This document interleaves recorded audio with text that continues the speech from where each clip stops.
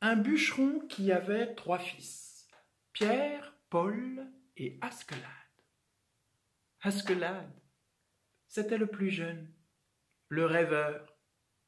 Il passait ses journées devant la cheminée, à farfouiller avec un bâton au milieu des braises, à s'amuser à les voir s'éteindre et s'allumer, à rêver à 1000 bêtes fantastiques qui vivaient là, au fond de l'âtre. Pierre, c'était l'aîné. Il était fort, il était fier, Pierre, surtout ce soir-là. Quand son père est rentré, après avoir bûcheronné toute la journée, il a posé sa hache, a rassemblé ses fils et leur a dit « Mes fils, j'ai bûcheronné toute ma vie et maintenant je suis fatigué. Alors c'est toi, Pierre, désormais, qui partira bûcheronner à ma place. » Oh ben Pierre, il était content. Il allait prendre la place du père. Le lendemain matin, Pierre, il s'est levé à l'aube. Il a été choisir parmi les haches de son père la plus solide, la plus grande, la plus tranchante. Il a préparé sa saquette comme il avait vu faire son père tous les matins de sa vie. Et puis, la saquette sur une épaule, la hache sur l'autre épaule, il est parti en direction de la forêt des trolls. Quand il est arrivé dans la forêt, Pierre, il a regardé les arbres. Ils étaient beaux, ils étaient hauts. Et parmi tous ces beaux arbres, Pierre a choisi celui qui avait poussé le plus haut. Il a posé la saquette à son pied, et puis il a attrapé sa hache, il a levé sa hache et bam sur le tronc du grand arbre. Et là, à peine il avait tapé l'arbre qu'on a entendu une voix qui disait « Hé, qui est-ce qui touche à ma forêt ? Celui qui touche un seul de mes arbres. J'arrive, je l'attrape, je l'avale tout cru. » Oh Pierre, quand il a entendu ça, mort de peur, il a léché là la hache de son père et puis il est parti en courant de la forêt. Il est arrivé courant blême jusqu'à la maison, il s'est fourré sous la table et il s'est mis à trembler toute la journée. Quand le soir son père est rentré et qu'il a trouvé son fils aîné là, tremblant sous la table, il a dit « Ah ! Comment ? Toi, Pierre, qui es si fier, tu as eu peur du troll ? Comment crois-tu que moi j'ai fait pendant toutes ces années ? Puisque c'est comme ça, c'est toi, Paul, demain, qui ira bûcheronner dans la forêt des trolls. » Oh, ben Paul, il n'a pas pu refuser, mais cette nuit-là, il a mal dormi. Et il a toute la nuit repensé à son frère tremblant sous la table. Et au matin, il s'est levé, fébrilement à préparer sa saquette. Et puis, parmi les haches de son père, il est allé choisir la plus petite hache qu'il y avait. Il a mis la hache sur une épaule, la saquette sur l'autre, et puis il est parti en direction de la forêt des trolls. Quand il a vu au loin apparaître la forêt, son pas a ralenti. Et il s'est arrêté au bord de la forêt, il a regardé, et là, sur le bord, il a vu un tout petit arbre chétif qui avait bien du mal à pousser. Alors Paul, il a posé sa saquette à côté de ce petit arbre. Il a attrapé sa petite hache, et puis... Mais à peine il a touché l'arbre qu'on a entendu une voix qui disait « Hé, qui est-ce qui touche à ma forêt ? Le premier qui touche un seul de mes arbres. J'arrive, je l'attrape, je l'avale tout cru. » Oh là, quand Paul il a entendu ça, il a laissé là la petite hache et la saquette et puis il est parti en courant. Tremblant de peur jusqu'à la maison, il s'est fourré au fond de son lit et il s'est mis à trembler tout le reste de la journée. Quand le père est rentré le soir et qu'il a trouvé Paul tremblant au fond de son lit, il a fait « Ah ! C'est ça ! Toi, mon deuxième fils, toi aussi tu as eu peur du troll ? Comment croyez-vous que j'ai fait, moi, pendant toute ma vie ? Puisque c'est ainsi, c'est toi, Askelad, qui ira demain bûcheronner. Asquelade, il s'est retourné vers son père. Il a fait « D'accord, père, demain, j'irai. » Les deux autres frères ont regardé Asquelade. « Ah, toi, Asquelade, si petit, bûcheronné, j'aimerais bien voir ça. » « Vous pouvez bien ricaner, dit Asquelade. Demain, moi, j'irai bûcheronner dans la forêt des trolls. » Et le lendemain matin, Asquelade a préparé sa saquette.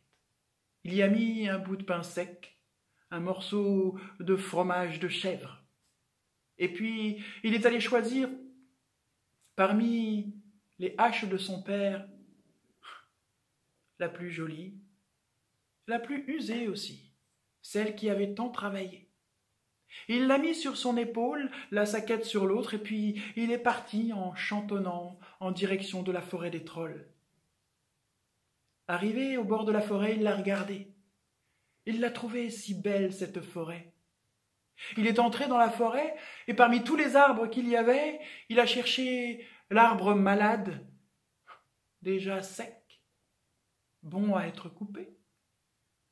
Quand il l'a trouvé, il a posé la saquette au côté d'un rocher, pas loin de l'arbre, et puis il a regardé l'arbre. Il lui a dit « Mon vieux, tu as déjà fini ta vie?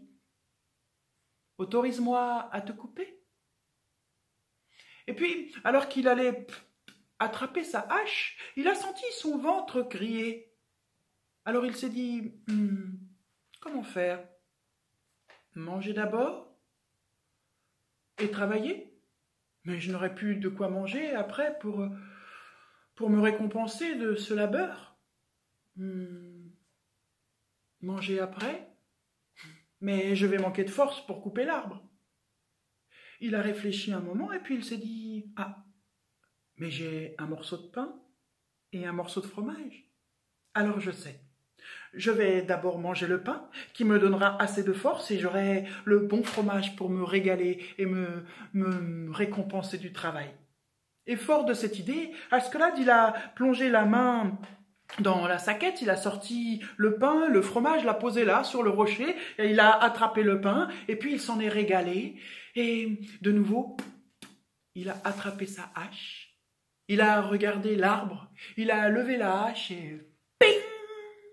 Mais à peine sa hache a cogné le tronc qu'on a entendu « Hé! Qui est-ce qui touche à ma forêt? Le premier qui touche un seul de mes arbres, j'arrive, je l'attrape, je l'avale tout cru. » Ben j'aimerais bien voir ça, dit Asquelade. Montre-toi. Un bruit énorme a résonné dans la forêt. On a entendu des branches se fracasser. Et tout à coup, Asquelade a vu surgir au-dessus des arbres l'énorme tête du troll.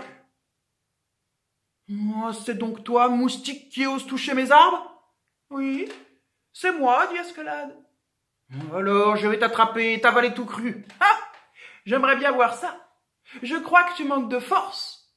Es-tu même capable de faire ça? Et Asquelade, il a attrapé le petit fromage de chèvre qu'il avait posé sur le rocher. Et puis, il l'a serré, serré, serré dans sa main si fort qu'il en a fait couler le jus qui était dedans. Tu vois, troll, si grand que tu sois, je suis sûr que tu n'es même pas capable de faire sortir le jus d'une pierre. Quand le troll a vu ça, « Qu'est-ce que tu crois ?» Et le troll a attrapé un rocher. Et entre ses deux grandes mains de troll, il s'est mis à serrer, à serrer, à serrer. Impossible.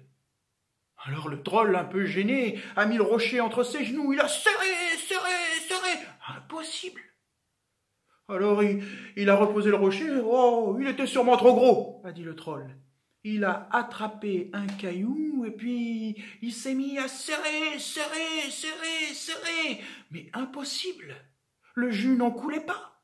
Alors le troll, agacé, il a mis le caillou dans sa bouche et puis il a serré, serré si fort que les 3 dents qu'il avait dans sa bouche se sont envolées. « Oh, mais dis donc, oh, mais c'est mes dents. mes 3 dents. Oh ben non, alors, maintenant comment je vais faire pour manger? Ah ah! Tu vois, dit Askelad, tu te croyais plus fort que moi, mais il n'en est rien.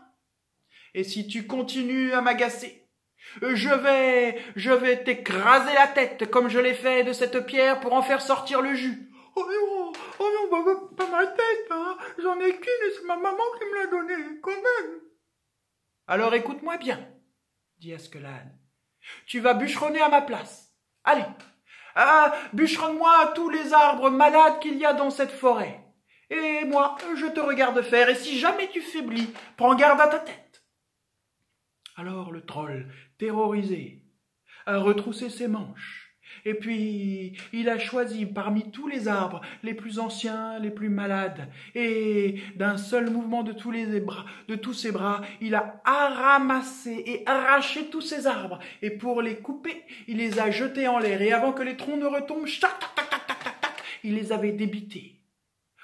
Au bout de la journée, à côté du troll, il y avait une énorme montagne de bois, aussi grande que la montagne qui était posée à côté de la forêt. « Oh, c'est bien, dit Askelad, tu as bien travaillé. »« Oh, j'en peux plus, dit le troll. Eh bien, tu peux te reposer, mais même si tu as bien travaillé, je trouve que franchement, tu t'essouffles vite. »« Oh ben quand même, dit le troll, j'ai bûcheronné toute la journée, et puis j'ai faim. Bon, eh bien, pars donc manger. » « Ben viens donc manger avec moi, dit le troll. « D'accord, dit Askelad, mais mes jambes sont plus petites que les tiennes, tu n'auras qu'à me porter. » Alors le troll a pris Askelad dans sa main et l'a posé sur son épaule. Et les voilà tous les deux en marche en direction de la maison du troll. Arrivé à la maison du troll, le troll a regardé Askelad, il l'a posé au sol et lui a dit « Tiens, Askelad, regarde le seau. Va donc me chercher un peu d'eau pour faire la soupe. » Quand Askelad, posé au sol, a vu la taille du seau, et il savait bien que même vide, il serait incapable de le porter. Alors Askelad a regardé le troll et a dit « Oh troll, non, moi chercher de l'eau avec un seau, c'est pas dans mes habitudes. Si tu veux que je te ramène de l'eau, je te ramènerai directement ton puits qui est posé là-bas au fond. »« Quoi ?» a dit le troll. « Ramener mon puits? Mais tu es fou, tu vas le détruire.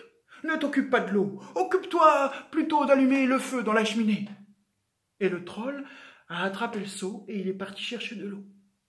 Askelad, lui, il est rentré chez le troll et il a préparé le feu. Oh ça, il savait faire. Le troll a préparé la soupe. Et quand la soupe a été prête, le troll a posé l'énorme chaudron sur la table. Il s'est attablé d'un côté, Askelad s'est assis en face. Et le troll, il a regardé Askelad et il a dit « Askelad, je te propose un petit jeu. Celui de nous deux qui mangera le plus de soupe aura le droit de manger l'autre. D'accord, dit Askelad. Et pendant que le troll s'en allait chercher assiette et couvert, Askelad vite a fourré sa saquette sous sa chemise, laissant déborder l'ouverture là juste sous son col. Le troll a servi dans 2 énormes assiettes des louches et des louches de soupe, et les voilà tous les deux à... « Oh, je trouve que tu fais du bruit, dit Askelad. » Askelad, lui, à chaque fois qu'il prenait une cuillerée de soupe, il ne l'avalait pas, non, il la laissait glisser dans sa saquette. Si bien que bientôt, il avait la saquette pleine. Le troll, lui, s'étonnait de voir Askelad pouvoir avaler autant de soupe. Il commençait lui aussi à avoir la peau du ventre bien tendue. Askelad, tout à coup, s'est reculé de la table, a plongé la main dans sa poche. Et puis il a dit « Oh là là, mon ventre est plein et j'ai encore faim. Alors, petit couteau de mon père, s'il te plaît, soulage mon ventre que je puisse encore manger de cette bonne et délicieuse soupe. Et Askelad, il a ouvert le petit couteau de son père, et puis il l'a planté fermement, et il a ouvert le sac. Évidemment, toute la soupe a coulé par terre. Le troll n'en croyait pas ses yeux. Oh! Et puis Askelad, il a posé le petit couteau sur la table. Il a plongé la main dans l'autre poche, il en a sorti une petite aiguille, et puis il a fait « Petite aiguille de ma mère, s'il te plaît, recoue mon ventre pour que je puisse encore manger de la bonne soupe. » Et puis il s'est mis à recoudre le sac. Et il a demandé au troll de lui servir une autre assiette de soupe. Le troll, il n'en revenait pas. Il était bien obligé, lui aussi, de se servir la soupe, mais il n'en pouvait plus. La peau de son ventre était prête à éclater. « Oh, je crois que tu n'as plus faim, » a dit Askelad. « Oh, si, dit le troll, mais simplement, j'aimerais que tu me prêtes le petit couteau de ton père. »« Ah, si tu veux, dit Askelad, prends-le. Et c'est facile, tu n'as qu'à t'ouvrir le ventre, et puis après je te prêterai la petite aiguille. » « Oui, dit le troll. Et le troll a attrapé le petit couteau. Et puis, il l'a planté. « Oh, mais ça fait mal !» a dit le troll. « Ah oui, mais c'est parce que tu n'y vas pas assez franchement. Vas-y d'un bon coup bien sec, tu verras, on ne sent rien. » Alors le troll a attrapé le petit couteau. Et il l'a planté un bon coup bien sec. Oh, il s'est ouvert le ventre. Et il est tombé raide mort par terre. Askelad, il a entendu au loin les cloches de son village sonner. Alors il s'est dit qu'il était temps de rentrer pour rassurer son père. Il a ramassé son petit couteau, sa petite aiguille, il est reparti chez lui.